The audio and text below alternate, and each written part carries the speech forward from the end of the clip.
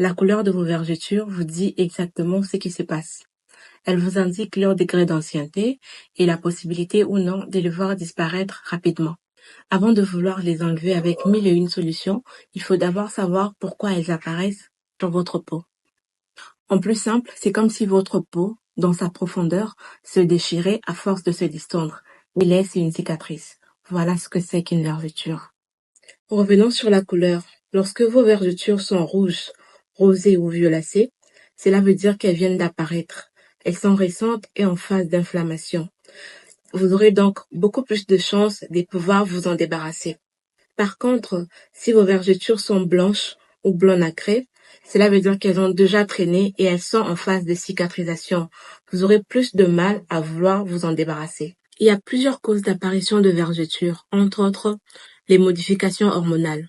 Modifications qui surviennent lors de la grossesse et lors d'une croissance rapide qui intervient à la puberté. Certaines hormones vont atteindre un certain seuil, à la demande de l'organisme bien sûr, et vont bouleverser le fonctionnement de certaines cellules qui produisent du collagène et de l'élastine qui sont importants pour la peau.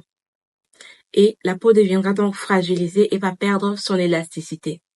Deuxièmement, nous avons les prédispositions et la qualité de certaines peaux. Certaines peaux ont une faible quantité en fibres élastiques. Ces fibres sont le collagène et l'élastine. Nous verrons donc que ces peaux seront plus fines et vont donc être plus susceptibles de s'effusurer et ainsi développer des vergetures. Il s'agira ici beaucoup plus des peaux blanches plutôt que des peaux foncées. Autre cause, nous avons les exercices musculaires intenses et les sports de haut niveau. Ces exercices vont entraîner des prises de masse importantes. La peau va donc s'étirer et va avoir des fissures. Et ces genres de vergetures, on les retrouvera beaucoup plus au niveau des zones qui se développent rapidement, telles que les épaules et la poitrine. Enfin, comme autre cause, on peut avoir aussi certaines maladies métaboliques et endocriniennes et certains traitements à base des cortisol. Lors de ces maladies et de ces traitements, il y aura une grande quantité de cortisol qui est l'une des hormones responsables du changement de qualité des fibres de la peau, fibres qui protégeaient la peau et lui rendaient la capacité à être élastique.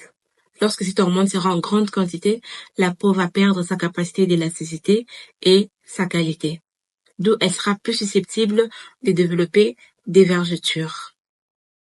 Avant de parler des différentes manières de prendre en charge les vergetures, l'idéal serait de prévenir l'apparition des vergetures, parce que même si elles résultent d'une grande distension de la peau s'effusure lorsqu'elle est sèche et lorsque sa barrière est fragilisée. Il serait donc mieux de l'hydrater et de protéger sa barrière.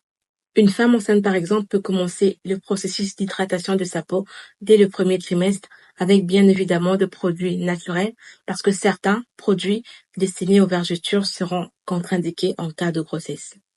Elle peut donc utiliser du beurre de karité, de cacao, l'huile d'amande douce, l'huile de coco, le gel d'aloe vera, et il faudra prendre le temps de masser chaque zone, surtout les zones concernées par les vergetures, telles que les seins, les bas du dos, le bas du ventre, les cuisses et autres.